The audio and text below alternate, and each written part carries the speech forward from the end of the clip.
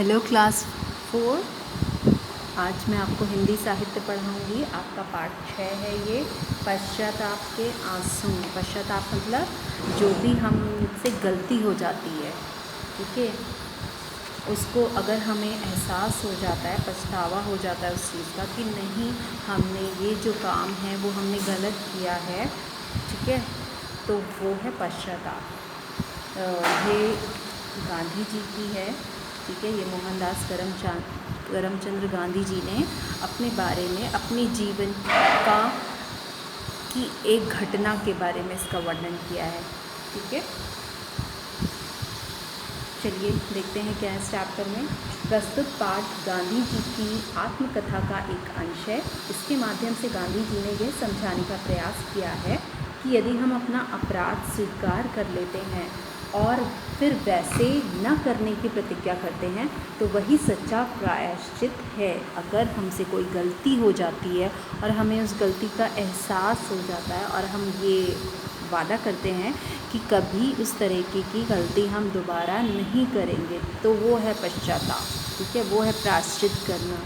और यहाँ पे ब्लैक बोर्ड में कुछ कठिन शब्द भी दिए हैं। जैसे जैसे चैप्टर हम इसको रीड करेंगे तो ये कठिन शब्द बीच बीच में आएंगे। ये आप नोट कर लीजिए अपनी कॉपी में, इसकी प्रैक्टिस करिए क्योंकि ये डिफ़िकल्ट हैं। ज़रा सा भी मात्रा में इधर से उधर हुआ आपका शब्द गलत हो जाएगा, ठीक है। चलिए शुरू करते हैं इस चैप्टर को। 12-13 साल की उम्र में मैंने अपने नौकर के जेब खर्च में से कुछ पैसे चुराए थे। गांधी जी अपने बारे में बता रहे हैं, जब वो 12-13 साल के थे तब उन्होंने अपने नौकर जो उनके घर में काम करता था उसकी जेब से कुछ पैसे चुरा लिए थे, ठीक है। अपनी इस हरकत पर मुझे बड़ा पश्चाताप हुआ। फिर उन्होंने ये काम तो कर लिया, लेकिन इस काम करने के बाद, ये चोरी करने के बाद उनको अंदर से ये फीलिंग आई, ये महसूस हुआ कि नहीं, मैंने ये बहुत गलत किया है, मुझे ऐसा नहीं करना चाहिए था। मैंने मन में तय किया कि अब मैं चोरी नहीं करूँगा, लेकिन अपनी बात मैं निभा ना पाया। लेकिन उसने ये तय किया कि अब मैं चोरी दोबारा, ये आज हो गया मुझसे, अब मैं दोबारा इस चीज़ को कभी नहीं करूँगा। लेकिन क्या हुआ, फिर वो अपनी बात को टिक नहीं कर पाया। जैसे आप लोग कभी कहते हैं अपने पेरेंट्स से कि अब मम्मी अब हम नहीं करेंगे ऐसा, और फिर भी आप वही चीज़ रिपीट करते हैं, ठीक है। तो वैसे ही इन्होंने भी, गांधी जी ने भी किया। जब मैं 15 वर्ष का था तब मेरे भाई कुसंग में पढ़कर किसी कर्जदार हो गया। जब वो 15 साल के थे तब उनका भाई जो था वो कुसंग मतलब बुरी संगति, बुरे दोस्तों के साथ रहकर वो कर्जदार हो गया। मतलब किसी से पैसे लिए, अब उसके पैसे तो ले लिए और खर्च भी कर दिया, अब उनको देने का था, ठीक है। जिनसे पैसे लिए थे उनको वापस भी तो करना होता है, तो वो कर्जदार हो गया। मेरे भाई बाजूबंद पहनते थे। इस गहने में सोने का एक तावीज़ बंधा हुआ था। हम लोगों ने उस तावीज़ में से थोड़ा सा सोना काट लिया और उस टुकड़े को चुपके से बेच आए। उससे मिली रकम से हम लोगों के कर्ज़ के 25 रुपये चुका दिए। अब वो जो कर्ज़ लिया था वो कितने का था, उस टाइम पे 25 रुपये की बहुत वैल्यू थी, ठीक है। तो उन्होंने क्या किया, उनके जो भाई थे वो बाजूबंद, जो अपने आर्म्स में पहनते हैं, वो सोने का पहनते थे, बाजूबंद ताबीज़, ठीक है। ताबीज़ मंत्री या गुरुजी से या पंडित से मंत्र करवा के ताबीज़ पहनाई जाती है, तो वो उनके बड़े भाई ने पहनी थी। उसमें क्या था, गोल्ड की बनी थी, वो सोने की। तो उसका जो थोड़ा सा सोना काट कर उन्होंने बेच कर, जिससे भी कर्ज़ लिया था, जिससे भी पैसे लिए थे, वो 25 रुपये उसको लौटा दिए, ठीक है। ये उन्होंने दूसरी गलती की। पहली तो उन्होंने नौकर के जेब से पैसे चुराए, दूसरी उन्होंने चुपके से उसमें से सोना कटवा के बेच के कर्ज़दारों को दे दिया। कर्ज़ का भार तो उतर गया, लेकिन मेरे ऊपर पाप बोध का भार चढ़ गया। अब कर्ज़ तो जिससे लिया था वो तो उतर गया, लेकिन अब उनके ऊपर पाप का बोध जो है वो चढ़ गया। मतलब चोरी वाला और चुपके से ये जो काम किया वो बिना बताए अपने पेरेंट्स से, ये, ठीक है। मैंने बार बार मन को समझाता था, संकल्प करता था कि अब कभी चोरी ना करूँगा, किंतु जो पाप मुझसे हो गया था उसका बोध मुझे दिन रात कचोड़ता रहता। अब क्या है, उसने संकल्प तो कर लिया, कसम खा ली कि अब मैं दोबारा ये काम नहीं करूँगा, लेकिन जो काम वो कर चुका है उसकी टेंशन, उसकी वजह से वो दिन रात परेशान रहता था। कचोड़ता मतलब परेशान रहता था। अंत में मैंने तय किया कि पिताजी को अपना अपराध बता दूंगा, लेकिन मेरी हिम्मत ना पड़ी। उसने सोचा कि मैं पापा से, अपने पिताजी से तो बोल दूंगा, लेकिन मन अपनी हिम्मत नहीं जुटा पा रहा था कि वो कैसे बोले, कैसे बताए कि मैंने चोरी करी है, मैंने ये किया है। यह बात न थी कि मुझे पिताजी की मार का डर था। मुझे नहीं याद पड़ता कि उन्होंने हम लोगों से कभी किसी को भी मारा पीटा हो। मुझे इस बात का भय था कि मेरी चोरी करने की बात से उन्हें तकलीफ़ पहुंचेगी, लेकिन मैंने महसूस किया कि मुझे ये जोखिम उठा लेना चाहिए। मैंने पाप की स्वीकारोक्ति करने का संकल्प किया। स्पष्ट स्वीकारोक्ति के बिना पाप बोध से छुटकारा नहीं था। अब क्या था, उन्होंने तय किया कि हिम्मत जुटाई कि मैं ये बात अपने पिताजी से कहूँ, लेकिन वो हिम्मत नहीं कर पा रहे थे। और हिम्मत इसलिए नहीं कर पा रहे थे, ये नहीं रीज़न था कि उनके पिताजी ने उनको मारते हों, क्योंकि उनके अभी 15 साल की उम्र थी। अभी तक, आज तक कभी उनके पिताजी ने उनको मारा पीटा भी नहीं था। लेकिन उनको किस बात का डर था कि जो उन्होंने चोरी की है, जब वो ये बात अपने पिताजी को बताएंगे तो उनको बड़ा दुख होगा कि मेरे बेटे ने चोरी की। ठीक है, तो लेकिन उन्होंने ये जोखिम भी उठाना था, उनको बताना भी था। अगर वो नहीं बताते तो वो पूरा टाइम परेशान रहते। तो उन्होंने क्या किया, उन्होंने स्वीकार कर लेना। ठीक है, स्वीकारोक्ति मतलब हमने जो गलती किया मान लेना। हम कहते हैं नहीं हमने नहीं किया, कभी कभी कोई गलती करके, लेकिन स्वीकारोक्ति वो होती है कि हाँ मुझसे गलती हुई है, मुझे माफ़ कर दीजिए, अब मैं दोबारा ऐसा नहीं करूँगा। ये होती है स्वीकारोक्ति। ठीक है, गलती करके मान लेना और ये कहना कि अब हम दोबारा ऐसा कभी नहीं करेंगे। ठीक है, स्वीकारोक्ति करने से क्या होता है, अगर हमसे कोई गलती हो गई है या हमने कोई चोरी कर ली है, कोई भी काम हमसे गलती से हो गया है, तो फिर हमें टेंशन नहीं होती, हम परेशान नहीं होते कि अरे हमसे ये गलती हो गई। एटलीस्ट हमने ये होता है कि हमने सामने वाले को बता दिया कि हमसे ये मिस्टेक हो गई, अब ये गलती हमसे नहीं होगी। मैंने तय किया था कि मैं सब कुछ लिखकर पिताजी को दे दूंगा। अब मुंह से बोलने की तो हिम्मत नहीं हो रही थी, तो उन्होंने क्या डिसाइड किया कि अब मैं ये सारी चीज़ें जो मुझसे हुआ है वो मैं लिखकर उनको दूंगा, उनसे क्षमा याचना करूंगा, उनसे माफ़ी मांगूंगा। और मैंने एक कागज़ पर सारी बात लिख ली और उसे कांपते हाथों से पिताजी को पकड़ा दिया। सारी बात उन्होंने एक पेपर पे लिखी और पिताजी के हाथों में दे दिया।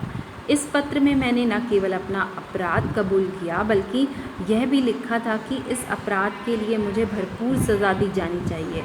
अंत में मैंने यह प्रार्थना भी की थी कि मेरे अपराध के लिए वे अपने आप को सज़ा न दें। पत्र में मैंने यह वचन दिया था कि भविष्य में मैं कभी चोरी नहीं करूँगा। अब उस पत्र में उन्होंने अपनी गलती तो लिखी थी, साथ में ये भी लिखा था मुझसे जो गलती हुई है मुझे उसके लिए सज़ा भी दीजिए। मैंने जो गलती की है, मुझे जो सज़ा आपको देनी है वो आप दीजिए, लेकिन अपने आप को कुछ मत करिएगा, क्योंकि सबके पेरेंट्स बहुत अच्छे से अपने बच्चों को बड़ा करते हैं, अच्छी उनको शिक्षा देते हैं, अच्छी बातें देते हैं, कैसा बिहेव करना है, कैसे मैनर्स हैं वो सिखाते हैं। अगर बच्चा फिर भी गलती करता है तो सबसे ज़्यादा दुख उनके माता पिता को होता है कि हमारी परवरिश में कोई कमी रह गई जिस वजह से मेरे बच्चे ने ये काम किया। ठीक है, तो उनको ये एहसास था गांधी जी को, कहीं उनके पिताजी को इस बात का दुख ना हो, वो अपने आप को सज़ा ना दें इस चीज़ की। तो ये भी उन्होंने उस पत्र में लिखा था और पत्र में ये वचन भी दिया उन्होंने कि भविष्य में वो कभी चोरी नहीं करेंगे। ठीक है, उन दिनों पिताजी अस्वस्थ थे। उस टाइम पे उनके पिताजी जो थे उनकी तबीयत नहीं ठीक रहती थी। वे एक चौकी पर लेटे हुए थे। वो एक चौकी जो खाट की तरह लकड़ी की बनी होती है उसमें लेटे हुए थे।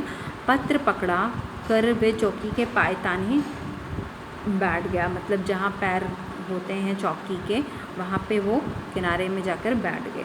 पत्र लेकर पिताजी चौकी पर बैठ गए। वो लेटे हुए थे पिताजी, तो बैठे। उन्होंने आदि से अंत तक पत्र पढ़ा, ऊपर से नीचे तक पूरा पत्र पढ़ा। उनके नेत्रों से झरझर आंसू बहने लगे, मतलब आंसुओं की धार बहने लग गई। पत्र भीग गया, इतना आंसू बहा कि वो जो पत्र उन्होंने लिखा था, लेटर जो उन्होंने लिखा था, वो गीला हो गया। एक क्षण के लिए उन्होंने आंखें मूंद ली और एक गहरे विचार में खो गए। फिर उन्होंने अपनी आंखें बंद की और वो सोचने लगे।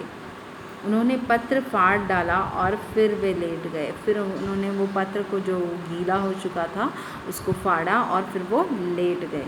उनका हृदय रो रहा था, वो अंदर से इतने दुखी हो गए थे, रो रहे थे। मैं भी रोने लगा। उनको देख के मेरे भी आंखों में आंसू आ गए, मतलब गांधी जी की भी आंखों में आंसू आ गए। मुझे उनकी पीड़ा दिख रही थी, उनको नज़र आ रहा था कि इस बात से उनके पिताजी कितने दुखी हो गए। यदि मैं चित्रकार होता तो उस पूरे दृश्य का चित्र बना डालता। अब अगर वो कह रहे हैं अगर वो बहुत अच्छे चित्रकार होते तो वो जो पिक्चर था, जो पिताजी उनके इतने दुखी थे, उसका पिक्चर बना डालते। आज भी ये दृश्य मेरी स्मृति, यहाँ पे जो स्मृति लिखा है वो गलत लिखा है, लेकिन जो आपके शब्द अर्थ में स्मृति देखेंगे 10th नंबर पे वो करेक्ट है, ठीक है। आधा स होगा यहाँ पे। स्मृति में ज्यों का त्यों बना हुआ है, आज तक भी वो दृश्य उनके स्मृति में बना हुआ। आज तक मतलब जब उन्होंने ये कहानी को लिखा, ठीक है ना।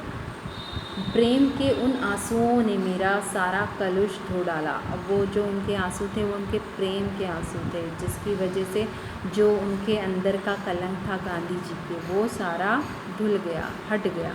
मुझे पाप बोध की मुक्ति मिल गई। प्रेम की इस अनुभूति को वे समझ सकते थे जिन्होंने उसे महसूस किया है। अब क्या था, अब उनको पाप से मुक्ति मिल गई थी, क्योंकि उनके पिताजी ने वो सारी बातें जान चुके थे और उन्होंने कुछ भी नहीं कहा उनको, क्योंकि वो जानते थे अगर गांधी जी ने ये कह दिया है कि अब वो गलती दोबारा नहीं करेंगे तो इसका मतलब वो दोबारा नहीं करेंगे। तो उनको माफ़ी भी मिल गई और प्रेम की अनुभूति को वह समझ सकते थे जिन्होंने इसे महसूस किया। वो पिताजी के मन में जो प्रेम था वो समझ सकते थे, महसूस कर सकते थे। मैंने सोचा था कि पिताजी नाराज़ हो जाएंगे, मुझे बुरा भला कहेंगे और उनका माथा धुनेगा, मतलब गुस्सा हो जाएंगे, गर्म हो जाएंगे, गुस्से से बुरा भला बोलेंगे, नाराज़ हो जाएंगे। लेकिन क्या था, आश्चर्य की वे बिल्कुल शांत रहे। उन्होंने कुछ भी नहीं कहा, एक शब्द नहीं कहा। मैं समझता हूँ कि ऐसा मेरी स्पष्ट स्वीकारोक्ति के कारण हुआ। ये ऐसा किस लिए हुआ, क्योंकि उन्होंने सारी बात को स्वीकार कर लिया कि मुझसे गलती हुई है, मुझे सज़ा दो और दोबारा ये गलती मैं नहीं करूँगा। इस वजह से गांधी जी के पिताजी ने कुछ भी नहीं कहा, वो बिल्कुल शांत रहे। इस प्रकार की स्पष्ट स्वीकारोक्ति की शुद्ध पश्चाताप होती है। मैंने पिताजी से अपना पाप कबूल कर लिया। इस बात ने उन्हें मेरी ओर से आश्वस्त कर दिया और उनका हृदय मेरे प्रति प्रेम से भर उठा। अब आश्वस्त कर दिया, तसल्ली मिल गई उनके पिताजी को कि उन्होंने अपनी गलती को स्वीकार कर लिया है और वो दोबारा नहीं करेगा। तो उसके प्रति, गांधी जी के प्रति उनके मन में प्रेम बढ़ भी गया, उनके पिताजी के मन में, ठीक है। ये चैप्टर यहाँ पे कंप्लीट होता है। यहाँ पे कुछ कठिन शब्द मैंने लिखे हैं इस चैप्टर से रिलेटेड, वो आप नोट कर लीजिए। प्रायश्चित मतलब गलती को मान लेना। पश्चाताप सेम मतलब है इसका भी, अपनी गलती को स्वीकार करना, ठीक है, पश्चाताप करना। कुसंग मतलब गलत संगति, ठीक है, गलत दोस्तों के चक्कर में पड़ना। कर्जदार मतलब होता है किसी से पैसा उधार लेना, पैसा लेना, ठीक है। तावीज़ जो हम अपने गले में या अपने हाथों में बांधते हैं, वो संकल्प मतलब होता है पक्का इरादा कर लेना कि हमें ऐसा दोबारा नहीं करना है, ठीक है। कचोड़ता का मतलब होता है चुभना, पीड़ा देना, ठीक है। स्वीकारोक्ति मतलब स्वीकार कर लेना। तकलीफ़ मतलब आपको पता ही है, जब बहुत अंदर से तकलीफ़ होती है, दुख होता है किसी चीज़ को। अस्वस्थ मतलब बीमार, ठीक है, स्वास्थ्य ठीक ना होना। पायताने मतलब होता है जो खाट होती है पैरों की तरफ, ठीक है। दृश्य मतलब देखना, या उस टाइम का जो दृश्य था जिस टाइम पे उनके पिताजी उस लेटर को पढ़ रहे थे, वो स्मृति मतलब याद, ठीक है। कलुष मतलब कलंक या, ठीक है। अनुभूति मतलब एहसास होना, आश्चर्य मतलब आश्चर्यचकित हो जाना कोई नई चीज़ को देख के, या फिर जो हमने इमेजिन नहीं किया वो चीज़ हमारे सामने आ जाना। पश्चाताप करना, पश्चाताप 2 बार हो गया, एक टाइम में यहाँ से हटाओ। आश्वस्त होना मतलब तसल्ली मिलना। ये कठिन शब्द हैं। यहाँ पे देखिए लेखक परिचय। लेखक कौन है हमारे? गांधी जी, महात्मा गांधी जी, जो हमारे राष्ट्रपिता हैं। राष्ट्रपिता महात्मा गांधी का जन्म 2 अक्टूबर 1869 में गुजरात के पोरबंदर नामक स्थान पर हुआ था। उन्होंने सत्य और अहिंसा के मार्ग पर चलकर देश को आज़ाद कराया। वे केवल एक सच्चे नेता ही नहीं बल्कि एक अच्छे लेखक भी हैं। अपनी आत्मकथा सत्य के प्रयोग के अतिरिक्त उन्होंने अनेक पुस्तकें लिखी, जैसे मेरे सपनों का भारत, ग्राम स्वराज, हिंद स्वराज, मोहन माला, चरित्र और राष्ट्र निर्माण आदि। 30 जनवरी 1948 को गांधी जी की हत्या कर दी गई। ठीक है, ये गांधी जी का परिचय है। और यहाँ पे कुछ प्रश्न उत्तर हैं जो आपको वर्कशीट के थ्रू सेंड किए जाएंगे। मौखिक प्रश्न आप देख लीजिए। गांधी जी को अपनी किस हरकत पर पछतावा था? गांधी जी को अपनी चोरी की हरकत पर पछतावा था। गांधी जी अपने पिता के सामने अपनी गलती स्वीकार क्यों नहीं कर पाए? क्योंकि वो बता नहीं पा रहे थे कि उनसे इस तरीके की चोरी हो गई है, वो बोलने की हिम्मत नहीं कर पा रहे थे। उन्होंने अपनी गलती कैसे स्वीकार की? उन्होंने अपनी गलती पत्र पर लिखकर स्वीकार की। ठीक है, यहाँ पे देखिए सही कथनों के आगे सही और गलत के आगे गलत का चिन्ह लगाना है। अपनी इस हरकत पर मुझे बड़ा पछतावा हुआ। सही, ठीक है, सही का चिन्ह लगाएंगे। इस गहने में चांदी का ताबीज़ बंधा हुआ था। चांदी का था या सोने का था? चांदी का नहीं था, तो हम गलत करेंगे यहाँ पे। इन दिनों पिताजी अस्वस्थ थे। सही, ये था।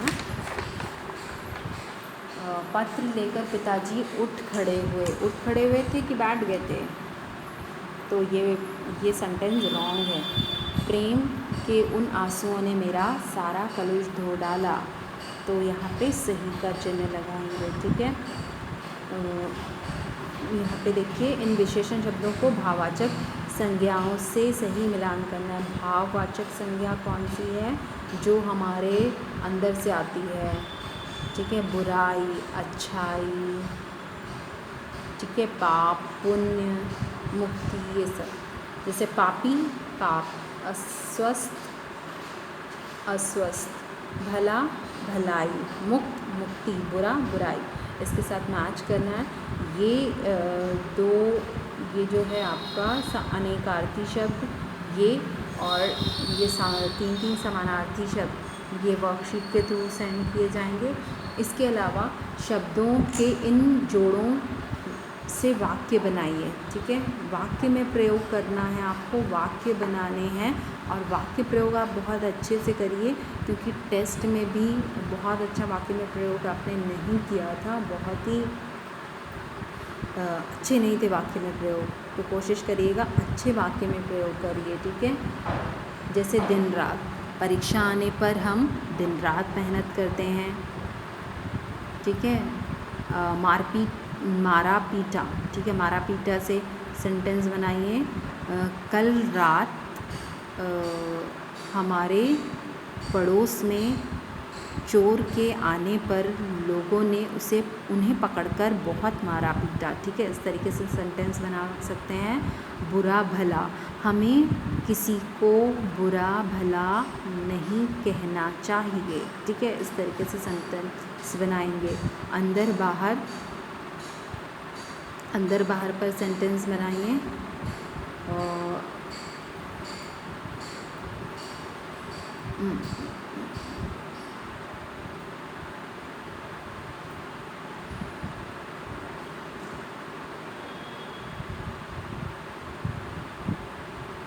हम मॉल घूमने गए जहाँ पे बहुत सारे लोग अंदर बाहर आ जा रहे थे। ठीक है, इस तरीके से सेंटेंस बनाइए। बहुत अच्छे सेंटेंस बनाइए। और क्लास 4 आप की कॉपीज़ भी चेक की हैं मैंने, जिसमें बहुत मिस्टेक भी किया आप लोगों ने, तो बहुत अच्छे से पेपर करिएगा। हाफ ईयरली बहुत अच्छे से सोच समझ के करिएगा। आरजू बहुत मिस्टेक किए हैं आपने, तो ध्यान रखिए, बहुत अच्छे मार्क्स नहीं आपके फ़र्स्ट यूटी में, तो कोशिश करिएगा कि हाफ ईयरली का पेपर आपका बहुत अच्छा जाए। सही से वाक्य में प्रयोग करिएगा।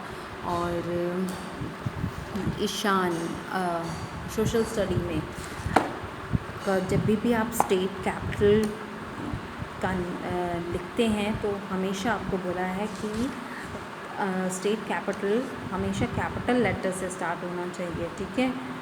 तो ये कैपिटल लेटर से स्टार्ट करेंगे। और